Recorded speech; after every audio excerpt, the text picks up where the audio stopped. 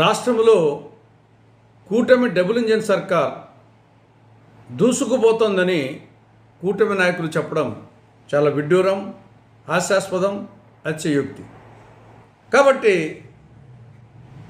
కూటమి ప్రభుత్వం చెప్పినట్టు, కూటమి పార్టీలు చెప్పినట్లు రాష్ట్రము అప్పుల్లో మాత్రము దూసుకుపోతూ ఉంది, అభివృద్ధిలో మాత్రము కుంటుపడింది, సతికిలబడింది అని ఖచ్చితంగా చెప్పక తప్పదు. ఇక నిన్న విజయోత్సవ సభలో డిప్యూటీ చీఫ్ మినిస్టర్, జనసేన అధ్యక్షుడు పవన్ కళ్యాణ్ గారు వాడిన మాటలు ఇవి అనుచితం. తొక్కి నార తీస్తాడట. ఏమిటో ఆ నార తీయడం?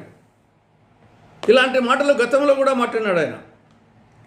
ఒకసారి జనసేన ఆఫీసులో, అప్పుడు ఇంకా అధికారం రాలేదు, ఏ మాట అన్నాడు?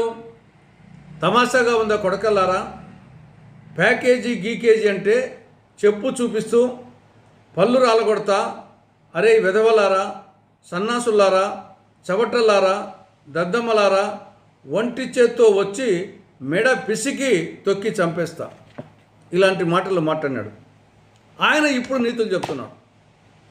కోడలికి బుద్ధి చెప్పి అత్త తెడ్డు నాకింది అని ఒక సామెత ఉంది.